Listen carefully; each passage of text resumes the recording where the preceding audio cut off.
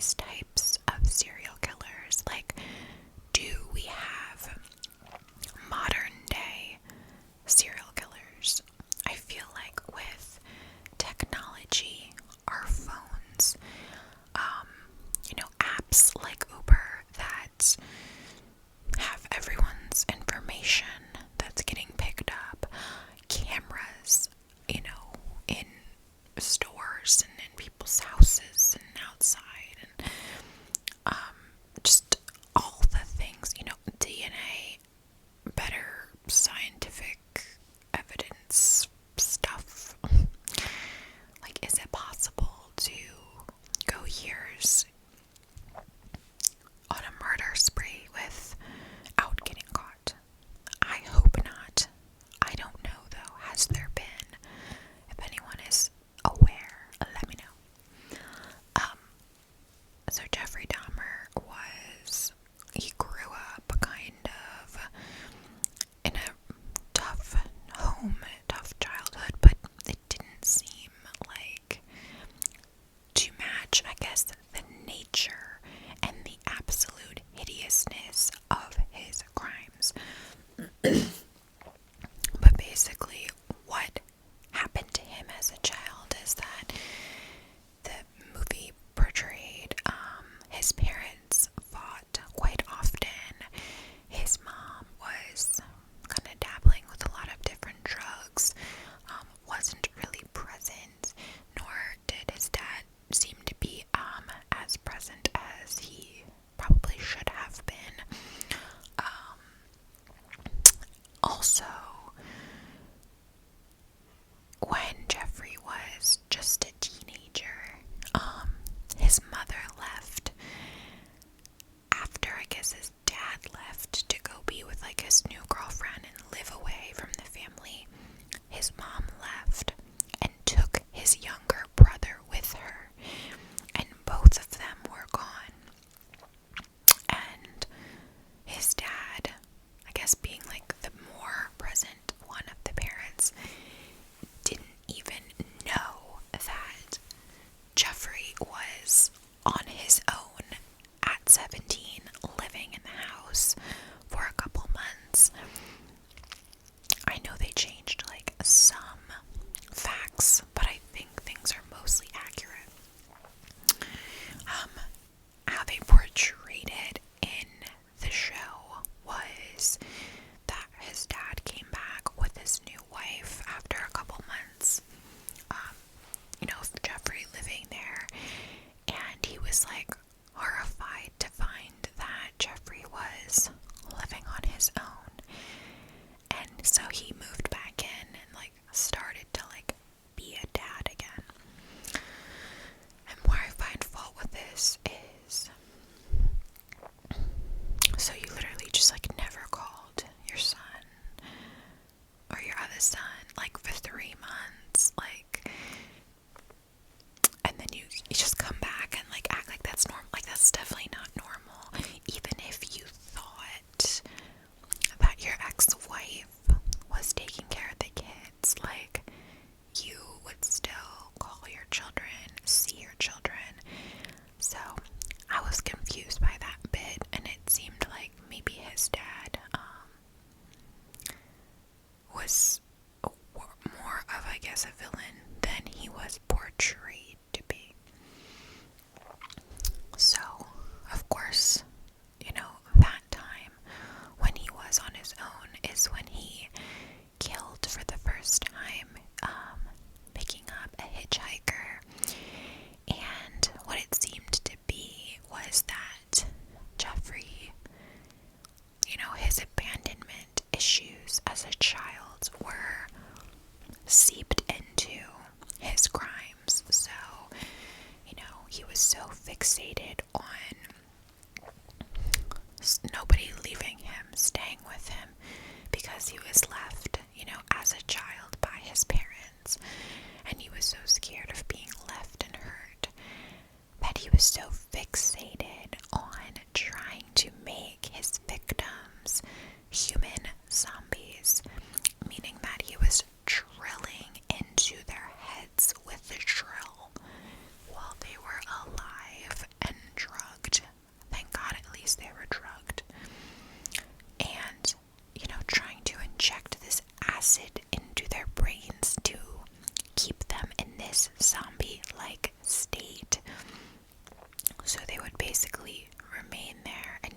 his sex slave, I guess, for lack of a better word. Obviously, this never worked, right? Because this wasn't a real thing. So he just basically mutilated his 17 or more victims, and then would either, keep their bodies for his own, pleasure and use, and or, put them in the barrel. He had a barrel of acid in his bedroom to break down like the skin and keep things as souvenirs like skulls and heads in the freezer and hearts, and then it just got to a point where he was eating his victims again, just to like make them a part of him. And I think what's like a really interesting part of the story as well is his confessions and what seemed to be remorse.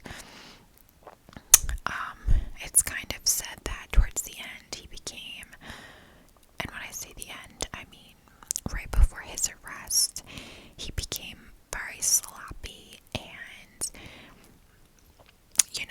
started killing people more frequently. Like, he couldn't wait, in between. Like, the first time he killed, he waited, it was something like 8 years until his next victim, because he was so scared, like, holy shit, I just did that. I acted on this animal sadistic urge. Whereas towards the end, he was doing it like multiple times per week because it became so normalized. He was like addicted to it and couldn't stop, which is, he was also an alcoholic, so he had that addictive personality, and unfortunately that rolled over into murder. So him, explaining his crimes, there's lots of interview footage of him that's very fascinating. There's psychologists that are like breaking down his behavior and what they think of it. He blames no one but himself. And yeah, it's just like so eerie to see him in these tapes, these interviews, because he's like cool, calm, and collected, and like it just, you just can't imagine somebody doing such heinous crimes when you're seeing them be like a human, right?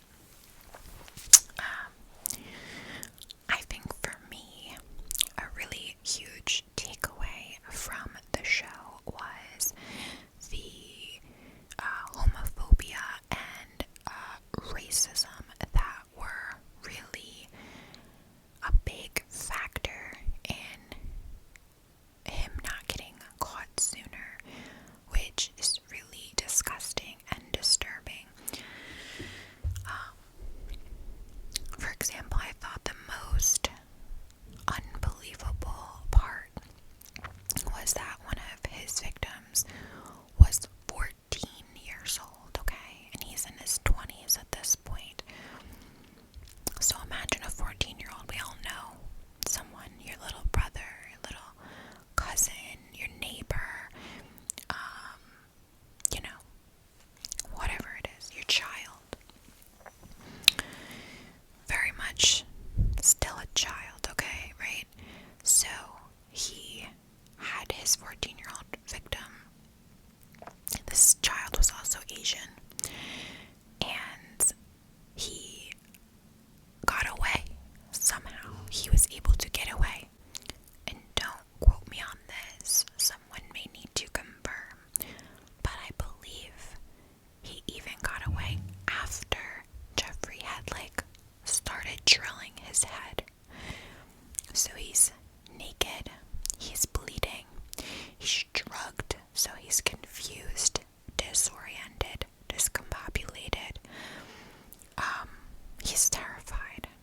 So, just all the things that would be pretty clear that you'd look at a person and think, you know, this child's not well. So, he, leaves. He escapes, and some neighbors of Jeffrey Dahmer's find him. They kind of hold on to him, and they call the police and say, hey, we found this child here. We don't know what's going on. Something seems really, really wrong here. Police come, and important again to note that these are women, and these are black women that are calling. And so the police come, and Jeffrey also, they ask him about it. He says the boy is 19, that he is Jeffrey's boyfriend, and that he's just drunk, so he needs to, go to bed, sleep it off. So the police actually escort this young child back to the apartment of this serial killer. And then, of course, he kills him. And the boy dies, right? And the most, I think, telling and disturbing part of this is that there is audio evidence of this clearly being racially and homophobic, motivated on the end of the cops to just really ignore what was really staring them in the face. Sorry, I thought I was gonna cough. Basically, they radioed in and said something along the lines of, yeah, we've returned, the Asian boyfriend to his other boyfriend, and now me and my partner are gonna come back to the station to get deloused, right? So, implying that, and they're like laughing, giggling the whole time. It's very sick.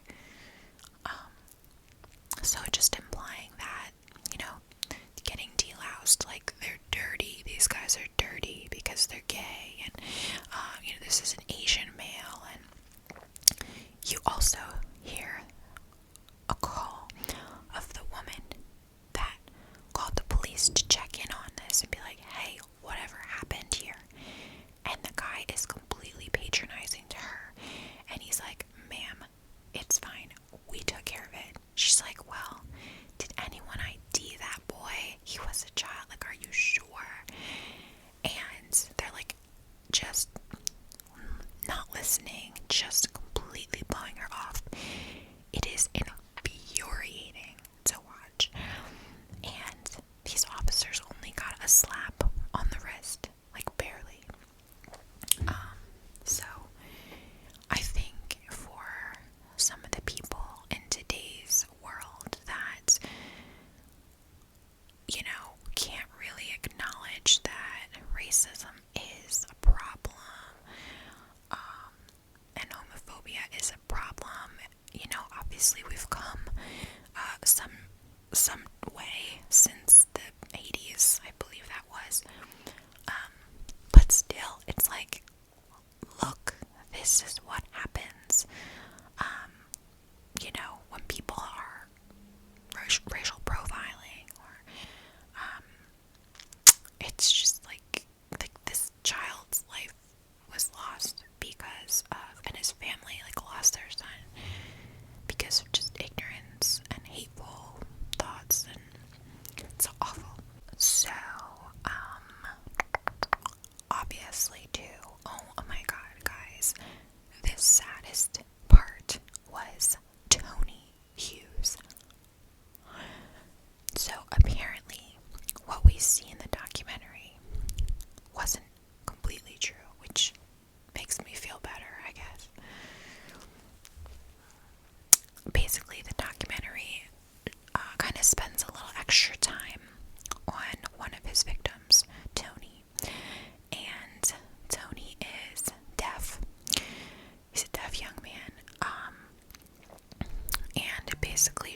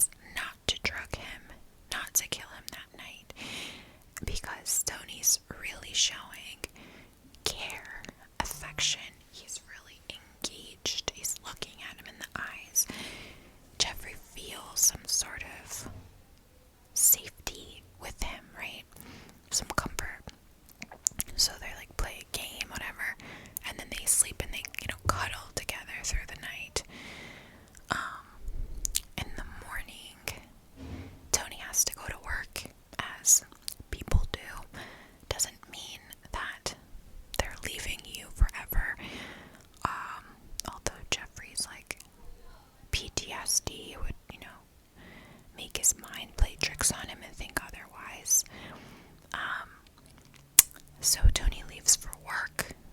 Jeffrey's like starts drinking. He's upset that he's gone, whatever. Soon he comes back 5 minutes later because he like forgot his keys or something, and that's when Jeff hits him over the head or something and kills him. This part was earth-shattering to watch. Like, oh my god. Oh my god, I can't. But apparently, they said in real life that there was no evidence. Sorry, Tony is outside and my camera is like going nuts. Let me just put my phone on Do Not Disturb. Apparently there was no evidence of any sort of relationship there. And in fact, Tony's situation was very similar to the other young men, being that they just met. Jeffrey offered money to take photos back at his apartment, and then they went there together, and he was killed that evening or morning or whatever. Also, I forget if I saw this in the show or another documentary that it was kind of implied that Jeffrey might have chosen his living situation on purpose to try to target, impoverished people and, black communities and things like that. Because if you look at the majority of his victims, they were people of color, and they were majority gay young men, in their mid to early 20s, with a couple of outliers being, that 14-year-old child. I think there might have been another 14-year-old too, honestly. And so it's just like very crazy. Evan Peters, the actor, did a phenomenal job in this show. And even though it was like a show, I think it was so it was so impactful on audiences that I think I kind of got the vibe of like how Miles Teller became more, like he was always famous and in big things and stuff, but Top Gun Maverick was kind of almost like his breakout role as far as getting the rest of the world to recognize him and see him as a heartthrob or whatever. Which Evan Peters is very cute, not Jeffrey Dahmer. So I feel like Evan Peters could be like, lead him into kind of that like next generation of his career, and I'm excited to see the next characters that he plays. And yeah, it was also crazy to see that Molly Ringwald was in it, because I just associate her with the movie 16 Candles and Breakfast Club. If you know, you know. So yeah, I mean, overall, I think it was a must watch. It's eerie, but very, very interesting, and just really, I don't know, it just opened up this curiosity for I think a lot of people, and this like fascination. So it's just like how can anyone get like this and be this much of a monster? Jeffrey Dahmer was murdered in prison about 2 years into his sentence, which was inevitable, and I think many would agree deserved. So, although I guess I don't know.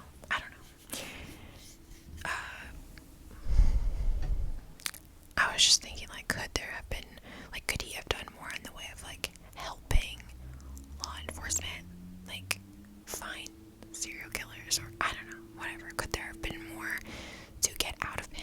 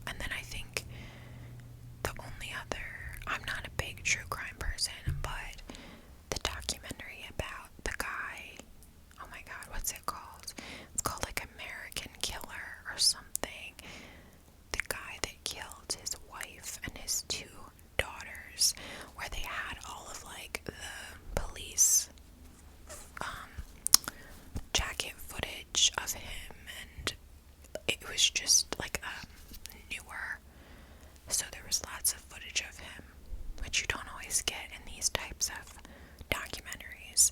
So you felt like you had a first-hand account of the investigation, which was wild. And this man was disgusting, or is, I guess he's still in prison. So I would love to hear your thoughts. If you guys have any facts or anything to add, comments wise, I'm very interested still in this topic. And of course, we want to think about the victims, their families, and I know that they weren't requested